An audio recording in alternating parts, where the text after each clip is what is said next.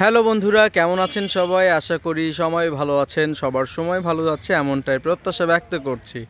মূলত আজকে দীর্ঘ অনেকটা দিন পরে আহ, শহরে এসেছি। আর শহরের যে জায়গাটাতে বেশি সময় কাটাতাম সেটা হচ্ছে এই মতিঝিল পাড়ে।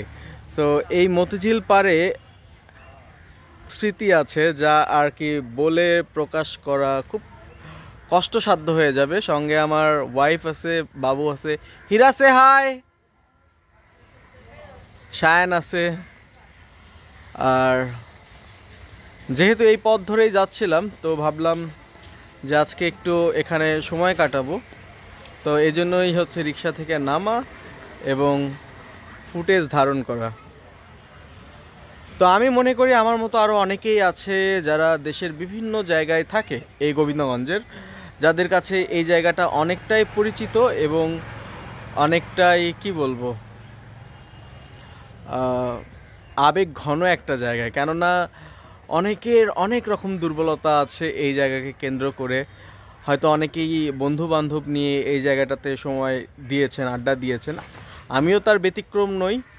আর যেহেতু আজকে এসেছিলাম গোবিন্দগঞ্জ শহরে ব্যক্তিগত কাজে, সেই জায়গা থেকে মনে হলো যে এখানকার মুহূর্তটা আপনাদের সঙ্গে তুলে ধরি। এমনও সময় ছিল যে বিকেলবেলা করে চলে আসতাম, বিশেষ করে সকাল আর বিকাল, মানে আমাদের এই পাড়গুলোতে আড্ডাস্থল ছিল।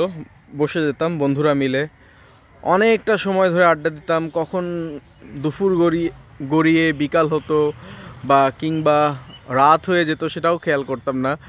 আর পাশেই ক্রিকেট খেলতাম, তারপরে পাশে কুঠিবাড়ি মাঠ ছিল।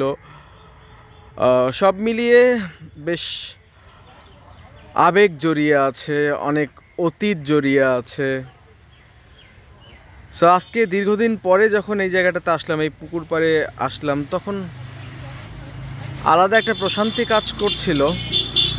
আর বিশেষ করে যারা আমার ছেলেবেলার বন্ধু ছিল, শৈশবের বন্ধু ছিল, তাদেরকে ভীষণ মিস করছে।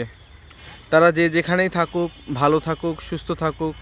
হয়তো জীবন এমনই, জীবনের বাঁকে বাঁকে এসে বিভিন্ন রকম পরিস্থিতির সম্মুখীন হতে হয়। তারপরেও হয়তো জীবন তো আর থেমে থাকে না, জীবনের গতিতে এগিয়ে যায়। তো এটাই ছিল বলার। তো ভালো থাকবেন সবাই, দেখা হবে আবারও।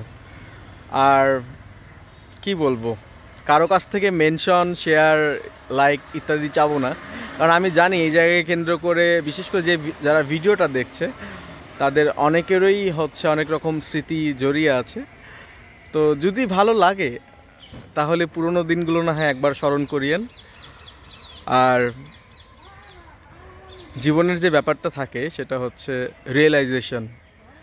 সো ওই রিয়েলাইজেশনের জায়গা থেকে অতীত তো থাকবেই, বর্তমানেও আমাদেরকে এগিয়ে যেতে হবে। যাই হোক, অতীতটাকে মনে করেই আমরা আমাদের আগামীর দিনগুলো আরও সুন্দর যেন করতে পারি, তেমনটাই ব্যক্ত করছে আমার জায়গা থেকে। ধন্যবাদ সবাইকে, দেখা হবে আবারও। আজকের মতো এখানেই বিদায়। Take care.